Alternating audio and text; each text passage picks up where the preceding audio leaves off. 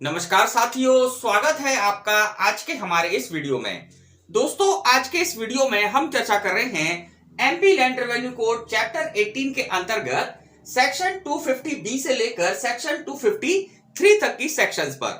मित्रों, चैप्टर 18 को हमने जो है हमारे पूर्व वाले वीडियोस में स्टार्ट किया था, और अगर आपने वो वीडियोस नहीं देखे हैं तो आप जो है डिस्क्रिप्शन बॉक्स में लिंक दिया हुआ, वहां से जाकर देख सकते हैं। इसी के साथ साथ आप जो है चैनल पर जाकर भी जो है जो एमपी लैंड रेवेन्यू कोड की प्लेलिस्ट क्रिएट की गई है उसमें भी जो है सारी वीडियोस अवेलेबल है, तो वहां पर जो है आप जाकर बाकी वीडियोस को देख सकते हैं। और अगर आप हमारे इस चैनल पर नए हैं तो आप सब्सक्राइब जरूर कर लीजिएगा, क्योंकि इसी प्रकार के लॉ से रिलेटेड वीडियो जो है हम समय समय पर लाते रहते हैं। तो चलिए मित्रों, शुरू करते हैं आज का यह इंटरेस्टिंग वीडियो। मित्रों, यदि आप जुडिशियल एग्ज़ाम्स की तैयारी कर रहे हैं तो आप जो है अनअकैडमी के साथ जो है अपनी तैयारी को बहुत अच्छे से कर सकते हैं। यहाँ के अभी जो प्राइसिंग प्लान है वो बहुत ही जल्दी बढ़ने वाले हैं, हाइक होने वाले हैं। तो आप जो है अगर अभी ज्वाइन करेंगे तो आपको जो है फ़ायदा रहेगा। मित्रों, यहाँ पर जो है जुडिशरी मेंस टेस्ट सीरीज़ यहाँ पर चलाई जा रही है, जो कि आपकी तैयारी में बहुत लाभदायक रहेगी। इसी के साथ साथ प्लस सब्सक्रिप्शन एक्सेस यहाँ पर मिल जाएगा, Indian best educator, interactive live classes, live test and quizzes. इसी के साथ साथ स्ट्रक्चर्ड कोर्स एंड पीडीएफ, ये सारी चीज़ें जो हैं आपको अनअकैडमी पर मिल जाती हैं। यहाँ पर जो है एमपीसीजे प्री एंड मेंस का प्रिपरेशन बैच जो है चलाया जा रहा है, जो कि 16 मार्च से स्टार्ट हुआ है और 6 मंथ का ड्यूरेशन टाइम है इस बैच का। इसी के साथ साथ प्रीलिम्स एग्ज़ाम्स के लिए आपको जो है फ्री टेस्ट सीरीज़ की फैसिलिटी यहाँ पर मिल जाती है। एवरी डे जो है यहाँ पर टेस्ट जो है कंडक्ट किए जाते हैं। यहाँ पर जो है फ्री स्पेशल क्लासेस जो है एवरी डे ये भी आपको मिल जाते हैं, जो कि पूरी तरह फ्री हैं। आप जो है इन फ्री स्पेशल क्लासेस का लाभ ले सकते हैं। यहाँ पर जो है एक्सपर्ट गाइडेंस आपको मिल जाता है, पर जो है लाइव डाउट क्लियरिंग सेशंस आपको मिल जाते हैं, जहाँ पर आप अपने डाउट्स क्लियर कर सकते हैं। फिर इसी के साथ साथ जुडिशरी आइकॉनिक्स जो हैं इनकी लाइव आपको मिल जाता है। मित्रों, यहाँ के जो प्राइसिंग प्लान है वो भी बहुत अफोर्डेबल है, मंथली वाइज प्राइसिंग प्लान है, तो आप जो है इनका लाभ ले सकते हैं। और अगर आप हमारा रेफरल कोड LEG10 यूज़ करेंगे तो आपको जो है 10% का डिस्काउंट भी यहाँ पर मिलेगा। तो मित्रों, आप जो है अगर अनअकैडमी ज्वाइन करना चाहते हैं तो डिस्क्रिप्शन बॉक्स में लिंक दिया हुआ है, आप वहाँ से ज्वाइन कर सकते हैं। चलिए मित्रों, शुरू करते हैं आज का यह वीडियो। मित्रों, सबसे पहले हम देख रहे हैं सेक्शन 250B धारा 250 खा। इस सेक्शन में बताया गया है भूमि के आवंटती के पक्ष में भूमि खाली ना करना अपराध होगा। बात को समझिएगा, जब कभी भी राज्य सरकार के द्वारा किसी स्कीम के तहत भूमियों को आवंटित किया जाता है किन्हीं व्यक्तियों को, और ऐसे व्यक्तियों को उस भूमि का कब्जा नहीं मिल पाता है क्योंकि उस भूमि पर कोई और व्यक्ति काबिज है, तो ऐसी स्थिति में वह व्यक्ति जिसे ऐसा आवंटन किया गया है वह जो है तहसीलदार को आवेदन देगा और तहसीलदार जो है उसको ऐसी भूमि का कब्जा दिलाएगा। तो इसी के संबंध में प्रावधान दिए गए हैं और बतलाया गया है कि ऐसा व्यक्ति जो कि ऐसी भूमि को खाली नहीं कर रहा है, उसका पोजीशन आवंटित को नहीं कर रहा है, तो उसका ऐसा करना जो है अपराध की श्रेणी में आएगा। तो चलिए देख लेते हैं इसके प्रोविजंस। इसमें टोटल जो है 5 सबसेक्शन है, 5 उपधाराएं हैं। तो क्या प्रावधान करती हैं देखेंगे। सबसे पहले उपधारा 1 के अंतर्गत बताया गया है कि जहां किसी व्यक्ति को सरकार की किसी वितरण या आवंटन की स्कीम के अंतर्गत भूमि पट्टे पर दी गई है, मतलब कि राज्य सरकार ने जो है अपनी किसी स्कीम के अंतर्गत या जो वितरण कर रहे हैं उसके अंतर्गत भूमि जो है पट्टे पर किसी व्यक्ति को दी है, तो ऐसी स्थिति में ऐसे व्यक्ति को भूमि का कब्जा प्राप्त नहीं होता है, मतलब कि उस भूमि का कब्जा उसको नहीं मिला है जो उसको आवंटित की गई है। तो वह ऐसी भूमि पर कब्जा पाने के लिए तहसीलदार साहब को क्या करेगा, आवेदन करेगा। तो उपधारा 1 के अंतर्गत जो है यही प्रावधान है कि भाई तहसीलदार साहब को आवेदन कीजिए, तहसीलदार साहब जो है उसमें कार्रवाई करेंगे। तो अब यहां पर उपधारा 2 में यह बताया गया है कि ऐसा आवेदन जब तहसीलदार साहब को प्राप्त हो जाता है तो वो क्या कार्रवाई करेंगे।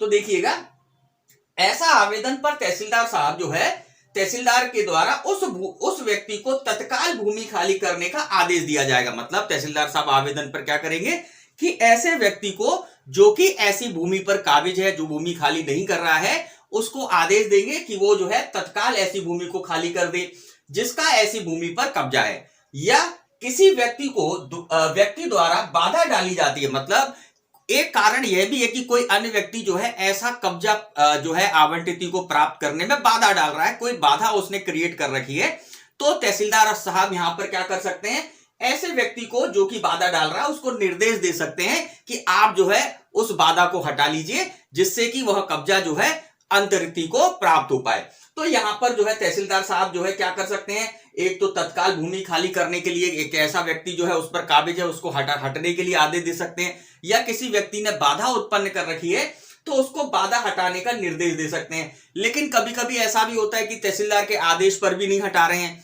या फिर जो है बाधा नहीं हटाई जा रही है, तो तहसीलदार साहब जो है उपधारा 3 के अंतर्गत, बात को समझिएगा, उपधारा 3 के अंतर्गत जो है बल प्रयोग कर मतलब पुलिस बल को सम्मिलित करते हुए बल प्रयोग कर जो है ऐसी बाधा को हटवा सकते हैं, या फिर जो व्यक्ति उस पर काबिज है उसे जो है बलपूर्वक वहां से हटा सकते हैं। तो यहां पर जो है उपधारा 3 के अंतर्गत जो है इसी बारे में प्रावधान दिया गया है कि तहसीलदार साहब जो है बल का प्रयोग करा सकेंगे और उसको जो है पुलिस के साथ सम्मिलित होकर जो है ऐसे कब्जे को ऐसे आवंटित के पक्ष में दिलवा सकेंगे। अब यहां पर देखें उपधारा 4 के अंतर्गत यहां पर दंड के भी प्रावधान है कि अगर ऐसा व्यक्ति जो है भूमि खाली नहीं कर रहा है तो ऐसे व्यक्ति को जो है दंड भी दिया जा सकता है, जो कि 3 वर्ष तक का होगा। अब ये क्वेश्चन जो है एग्जाम में पूछने लायक है, यहां पर जो है एग्जाम में क्वेश्चन बन सकता है कि आवंटित के पक्ष में अगर कोई व्यक्ति जो है भूमि खाली नहीं कर रहा है तो उसमें जो है कितना दंड लगाया जा सकता है, कितना दंड दिया जा सकता है। तो देखिएगा ऐसे व्यक्ति को जो है 3 वर्ष तक का कारावास दिया जा सकता है।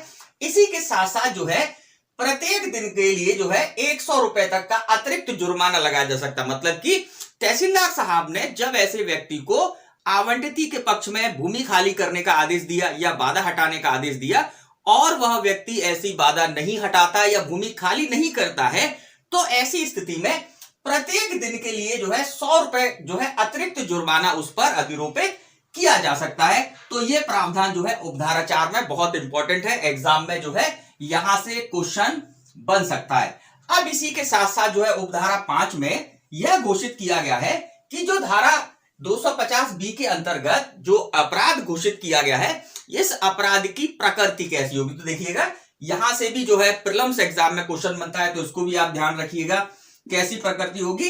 इस धारा के अधीन जो है अधीन का अपराध जो है संज्ञेय होगा, कॉग्निजेबल होगा और अजमानती अपराध होगा। देखिए संज्ञेय अपराध जो है कौन से अपराध होते हैं, जो कि गंभीर प्रकृति के अपराध हैं, जिनमें जो है पुलिस अधिकारी बगैर वारंट के गिरफ्तार करने की शक्ति रखता है, ऐसे अपराधों को संज्ञेय अपराध बोला जाता है। तो ये जो अपराध है ये संज्ञेय प्रकृति का अपराध होगा और अजमानती अपराध होगा। मतलब कि इसमें जो है जमानत जो है न्यायालय के विवेक पर निर्भर करेगी कि न्यायालय जो है उस मामले में जमानत देना चाहता है या नहीं, है ना। तो ये अपराध जो है अजमानती अपराध होगा। तो इसी के संबंध में जो है सेक्शन 250B के अंतर्गत जो है ये सारे प्रावधान किए गए हैं। मित्रों चैप्टर 18 के अंतर्गत जो अगली सेक्शन है सेक्शन 251, ये प्रावधान करती है तालाबों का राज्य सरकार में निहित होना। तो बात को समझिएगा कि इस सेक्शन से जो है एग्जाम में क्वेश्चन नहीं पूछे जाते हैं, बहुत ज्यादा एग्जाम के लिए इंपॉर्टेंट नहीं है, तो इसको हम जो है डिटेल नहीं कर रहे हैं, केवल आप जो है इसका टाइटल याद रख लीजिएगा कि सेक्शन 251 में जो है तालाबों का राज्य सरकार में निहित होने के संबंध में प्रावधान दिए गए हैं।